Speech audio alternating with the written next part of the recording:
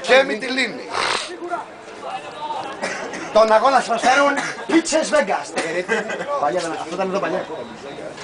Θυμάσαι ρε Πίτσες Βέγκας. Άσκοτ πίτσε. Πίτσες Βέγκας. Και η Βέγκα πίτσα, πώς τη λένε. Εδώ από κάτω ήταν. Πίτσες Βέγκας ήταν στο μεγάφωνο. Πίτσες Βέγκας με τρελό τραγούδι. Τρελό τραγούδι από πίσω. Πίτσα μόνο το ξέρεις κανείς άλλος. Ναι ρε, τον αγώνα σας. Και θυμάμαι που είχε και 4 κορώνες στις γωνίες. Κάτι μεγάλες κορώνες μπύρες. Στα κόρνερ. Θυμάσαι.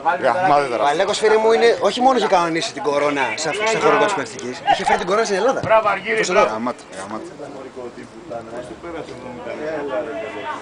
Το ξέρεις ότι η πρώτη ομάδα μπάσκετ που είχε χορηγό σε φανέλα, στη φανέλα της Ανυπροευτική, σε όλο το ελληνικό πρωτάθλημα. Όχι.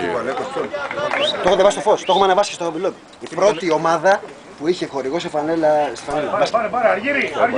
Και δεν ήταν καν στην Α1, ήταν στη Β'. Ήταν στη Γ. Στη Γάμα. Πώς το έκανε και αυτό, το Δανιάννη.